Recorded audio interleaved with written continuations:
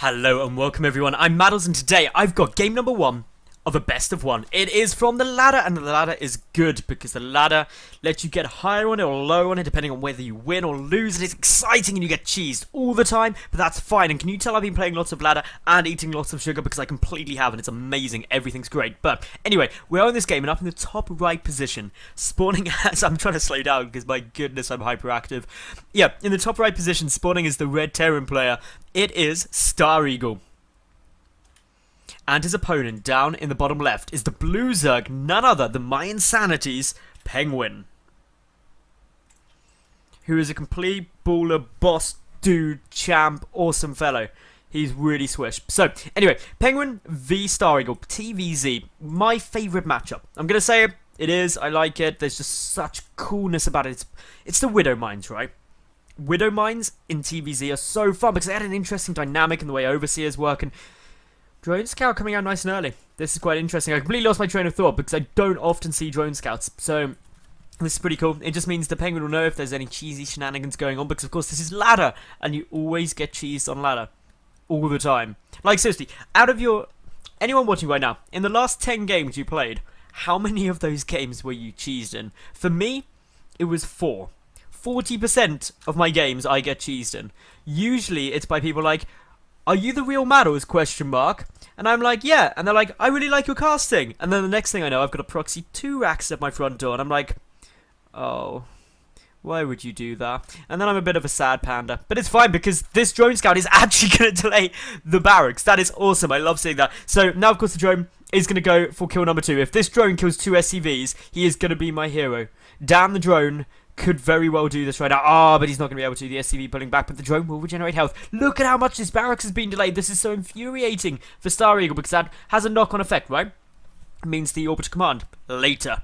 It means any kind of tech later. It means that gas banking up, so if you were going to be getting down things like a reactor later. Everything delayed by just a few seconds, and it was actually more than just a few. It was about 10 seconds or so, so that's obviously going to be really infuriating for any Terran player to be like that. And this poor drone, down the drone, is doing his utmost to stay in this base for as long as possible. StarEagle hasn't yet started up orbiter command. There we go. The Reaper is on its way out, but look at how much extra gas is banked up. That's just ouchy. It's painful to see. It hurts my eyes. I did play Terran in a free-for-all with all of the community casters of DreamHack Bucharest, and well, me and Jorasal won. And you may hear reports from some of the other community casters that we cheated and teamed up, and that would be 100% correct. Of course we were going to. It's not our fault none of the other casters had the sense to work with their co-caster in order to win that.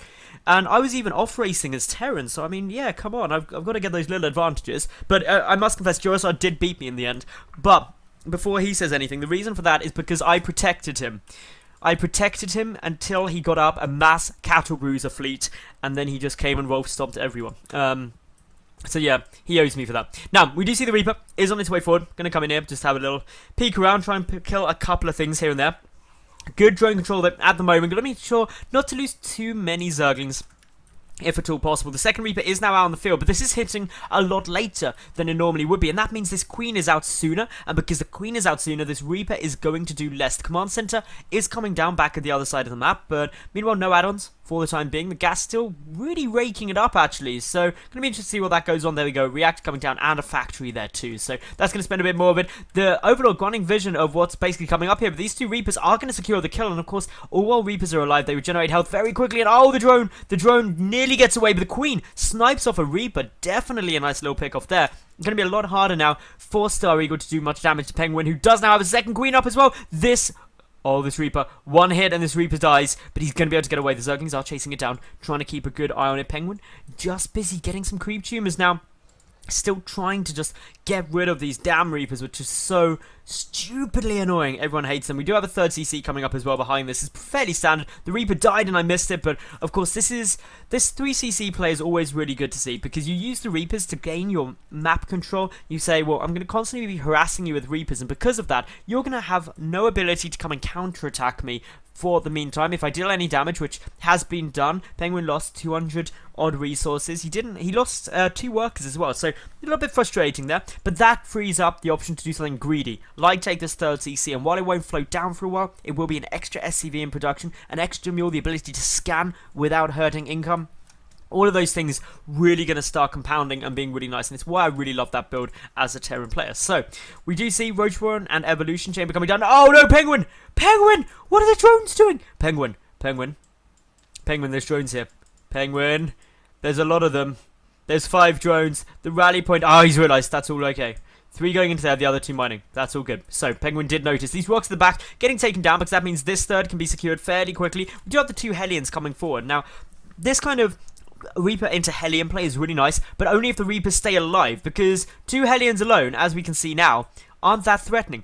Penguin doesn't actually have Zergling speed yet. He never started that, or at least hasn't started it quite yet, which means that this Hellion can come in and just be a little bit of a pain. The Queen going to try and force it back, but it's only the single lone Hellion that will get taken down. The 3rd hatchery is coming out too. Total of 2 more workers killed there by that Hellion. We do have a couple of Widow Mines coming out. That's after the 3rd and 4th Hellion are still sitting back at home, but from Penguin, a Baneling Nest, a Roachron, and a Lair all piecing together. Zergling speed is now started. This Roachron was purely if a bigger push came in, but because the Reapers were taken down, that meant that push, the 4 Hellion 2 Reaper push, wasn't scary. So the Queens alone could deal with it, and as a result, Penguin doesn't have to get any roaches out, but he does have to fare against a Banshee fairly soon. No Cloak is getting researched for the moment, but that could change pretty soon. 4 roaches are now on their way out. So Penguin clearly smells something a little bit fishy coming on. His vision, if we take a look at this, he sees that there was a command center building, but no 3rd or 4th gas being taken yet. Interestingly from StarEagle, he's getting up a 2nd bunker. So clearly also both sides feeling a little bit cautious and like, is my opponent about to try and kill me? Which is always a good thing to do, because if you think you're ahead, sometimes you can just go and kill your opponent. A lot of players seem to struggle with that, where they can be a long way ahead and they just don't go and kill the other guy, which is always quite a good move to make, because that's when you definitely win. Before then, there's always the possibility, no matter how vague, there will be a turnaround. That Overlord does get sniped off Penguin, not supply block though. Does have 8 more roaches in production, probably going to be going for a little Roach Bane push here, because he does have Baneling speed coming down, as well as Roach speed, and that +1 carapace. A couple of Hellions coming in towards the 3rd though. This should get taken down. Meanwhile, this Viking is being the luckiest Viking in the world. 2 Overlords now sniped off and does supply block Penguin.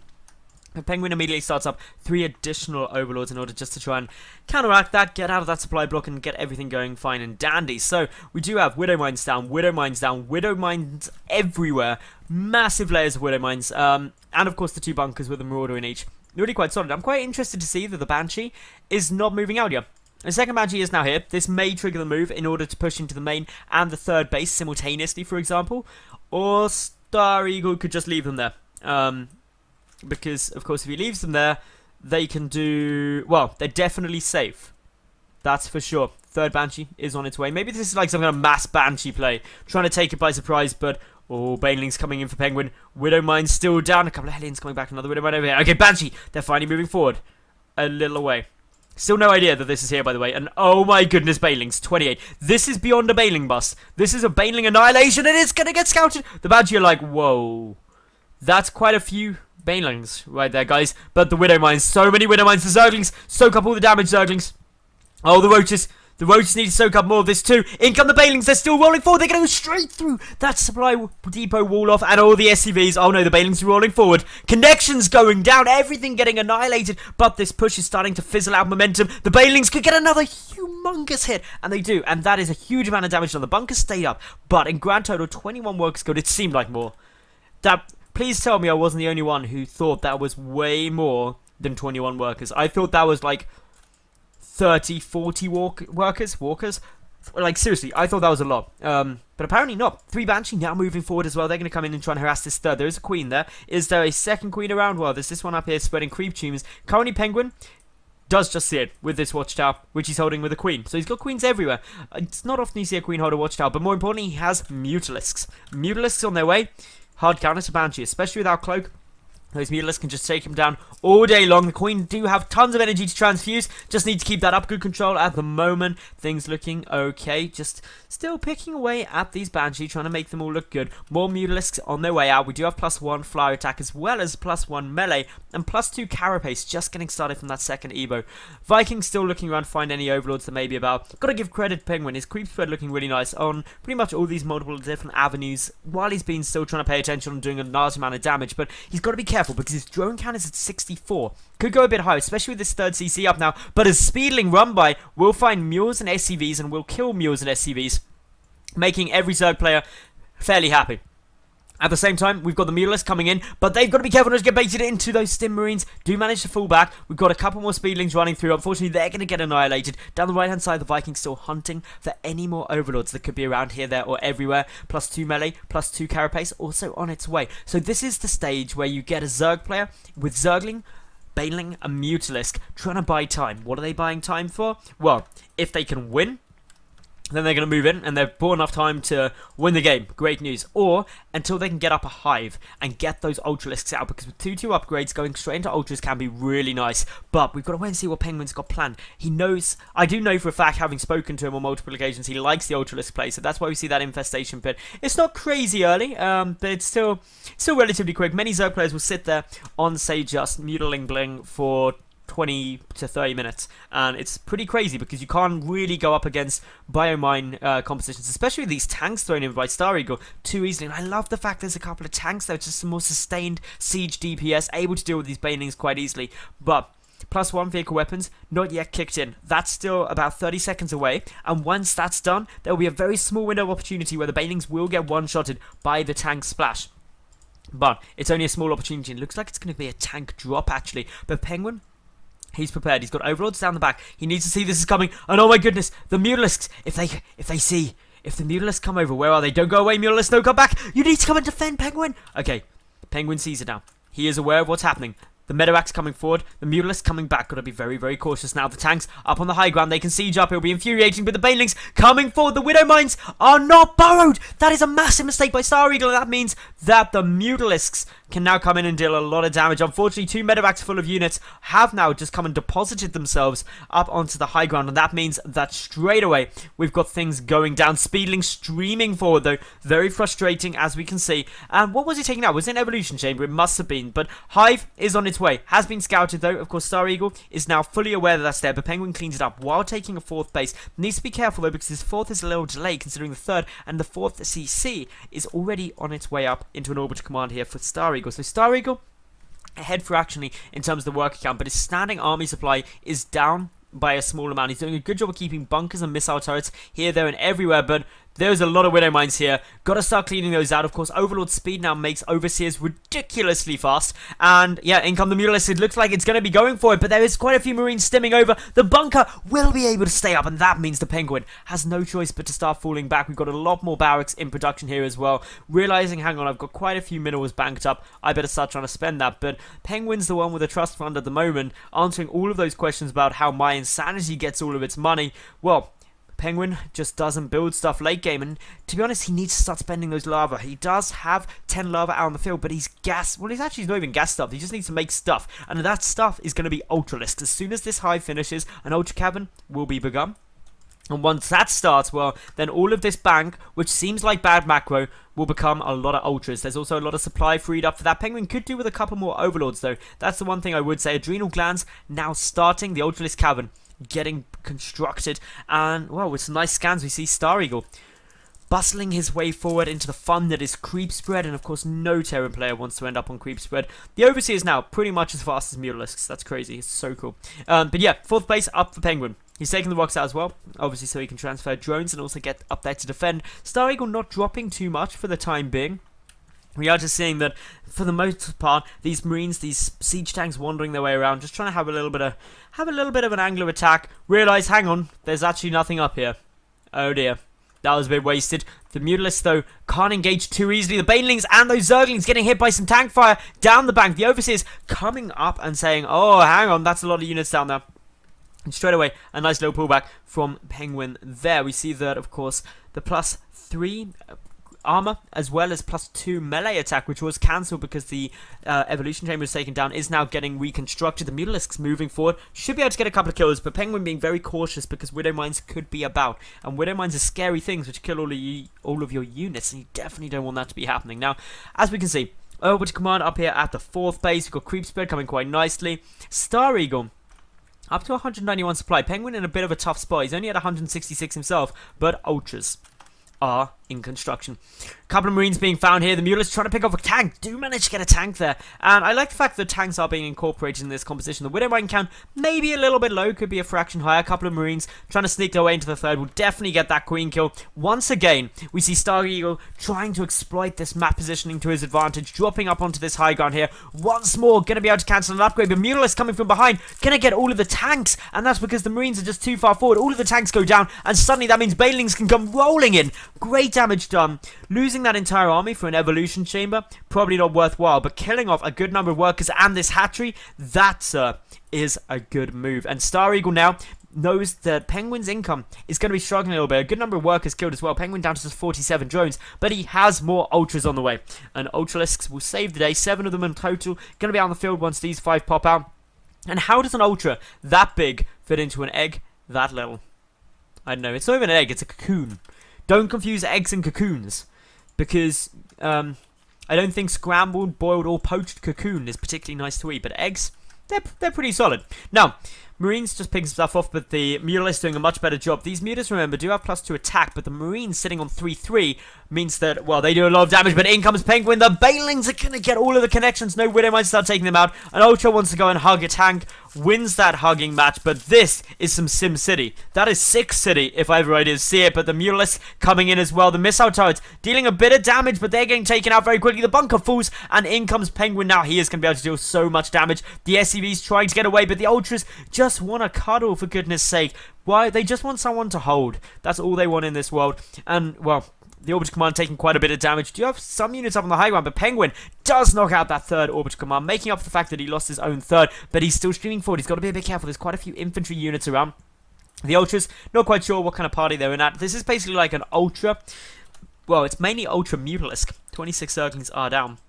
But it's a +3, that's the cool thing. +3 on its way. Carapace, we do have, of course, more units just trying to stumble their way out. And wow, Banelings. 11 Banelings. It's not quite wow Banelings that we had at the start of this game. Remember, this game started out with a Road to Baneling bust and transitioned into this madness. It's awesome. But yeah, suddenly StarEagle sitting here with his 4th up. It's technically his 3rd now because his 3rd died. But we're not going to get into that sort of sneaky shenanigans. Mutalist coming back to pick off a Marauder. Do manage to kill it fairly easily. The Ultras, the Banelings, the Mutalists, they're all ready to go in. What is there in terms of defense? Well, there's 2 tanks and 2 bunkers. That is all standing in the way.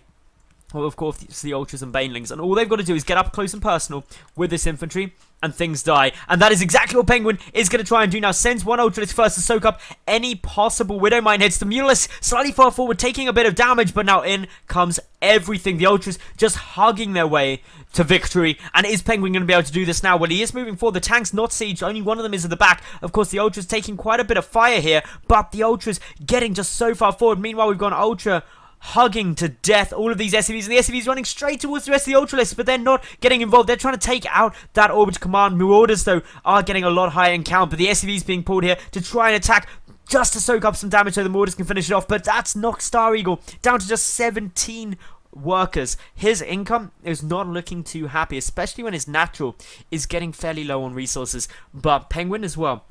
He's not got the biggest bank in the world. He spent all his money recklessly. Well, not recklessly, he's spending on Ultralisks, and let's face it, if you could buy Ultralisks, you would totally spend your money on those, but only if they're obedient. Unobedient Ultralisks may be a bit problematic for day-to-day life, but still, we do see a good number of medevacs making their way forward here. Where is the target? Is it the 3rd? Is it the 4th? We've got to wait and see where StarEagle decides to go. It's a small force. He's got to be careful. Banelings are morphing in, though. That's going to be frustrating for PengWin, having to get rid of them as they come out. But the Mutas from the back will pick off the tank. Suddenly, the Banelings could get some nice connections, but a lift up from the medevacs. The Mutalisk flock not large enough, though, in order to deal with those medevacs quickly enough. A little bit problematic, but more mules getting called down, because if anything can save you in this kind of dire position, it is mules. And StarEagle desperately trying to clamber back up to a higher SCV count. Meanwhile, PengWin, 17 drones coming out. He is just going to be going way above that 60-70 mark, and up to 75. He's looking good. The Mutalisks have found an exposed base. The Speedlings follow up on this, and that means a lot of SCVs now gonna take some damage, getting picked apart. That worker count that was ever so slowly creeping higher, getting lower. PengWin has killed 94 SCVs this game. That is ridiculous, but a doom drop coming in here to the 4th. Out come all of the units, and a lot of SCVs are going down here too. This bottom right hand base certain to fall. And PengWin being forced to scurry back with all of his units in order to try and defend it. But the tank up on the high ground here is in a very advantageous position where any sort of engagement could be quite problematic unless the Mutalisk came from the bottom and just tried to get in there. But good spread of the Marines. The Marine count not crazy. 31 in total. But now forward come all of these Speedlings. The Mutalisks on their way forward too. But where are all of the Marines? That's the big thing. They are the ones that are going to be able to deal with these Mutas. They're the only thing that can deal with these Mutalisks. The Mutalisks desperately trying to focus down all the Marines. There's not too many here, and that means that as they go down, suddenly the anti-air has been, well, resulting into 0 anti-air. The medevacs getting focused, prioritized, because they're the ones that can get away. And if you keep the medevac count low, the infantry gets a lot less effective. But the Marauders already taking out that third base. The Mutalisks coming back to come and help with all of these Marauders. Doesn't want to lose the natural, not because it's mining much or anything, but because of the production. Unfortunately, not going to be able to save it. The drones even trying to get in on the action. But the Mutalisks now are able to clean up this push. But at what cost? That's the problem. PengWin now really low on income. He's got 1 mining base compared to the 2 mining bases of StarEagle. Things not looking too good, but he's up in supply. He's up in the work account, and that could be the saving grace. The Mutalisk coming, arching back around the top here. Once more, missile turrets are not down. There's a lone Widow mine just chilling around at the moment. Small little push out here. Is this seen? No, it's not. But, of course, StarEagle doesn't see the Mutalisk either, so it is going to be a bit of a trade. Missile turrets trying to come down, but no way they're going to get secured when there's 22 Mutalisks here. This orbital command could also die. It'd be very hard to try and save it, but at the same time, StarEagle moving forward. He's going to be coming up this ramp, going to try and take out this 4th base. This is the last remaining mining base, remember, of PengWin. PengWin has got to defend this. There's no other choice than to make sure it stays up. But there it goes down, and PengWin now is in such a catastrophically awkward position because his income is basically 0. That's not too funny. He's long distance mining back to his main, remember, because the natural has been taken out. StarEagle coming back forward. PengWin just doing his utmost, trying to take out as many of these as he possibly can. But StarEagle's still just fighting tooth and nail. He's got the income. Money is really the power right now. And, well, PengWin, he still doesn't have that hatchery backup. An evolution chamber researching nothing does get taken down. But PengWin, what is he doing? He's going for the counterattack. He's checking to see if that orbit command has started getting reconstructed. But the main is getting annihilated all the while. And this is such a frustrating position for PengWin. I don't know if there's anything that he can do because he just doesn't have an answer to this army down at the moment, and the Mutalisks are getting taken out. So frustrating for him. And of course, well, StarEagle destroying the hive. What he's got to do is pick off the spire, the spawning pool, and Ultralisk Cavern, and I think that may be it. PengWin may come in for a last dash effort, but there's just too many Marines, and they are 3-3 Marines as well, so their upgrades are very advantageous. The Ultralisk Cavern goes down, the spawning pool goes down, and once this spire goes down, that could very well be it. But PengWin fighting till the bitter, the spire being allowed to live. The medevacs getting taken out. This is a bit problematic. You, StarEagle, don't get cocky yet. This base is still up, and you allowed the spire to live. That's not too good, because that means more Mutalisks can come. PengWin does have a bang. He's got lava, and he's moving forward. He's trying to pick this off as efficiently as he can. But PengWin now has no choice but to GG. That was a pretty fun game. Lots of back and forth. I hope you liked it. If you did like the video, leave a cool comment, and of course, subscribe, because I get new games up every single day of the week, every day of the year, and it'd be awesome because there's lots of StarCraft here. That's cool. Remember as well, I will be streaming come the week of the 23rd of September 2013. That is this Monday coming. I'm going to start streaming, so make sure you check out my Twitch channel, twitch.tv/Madals. Thank you all very much for watching, and I'll catch you tomorrow. Bye for now.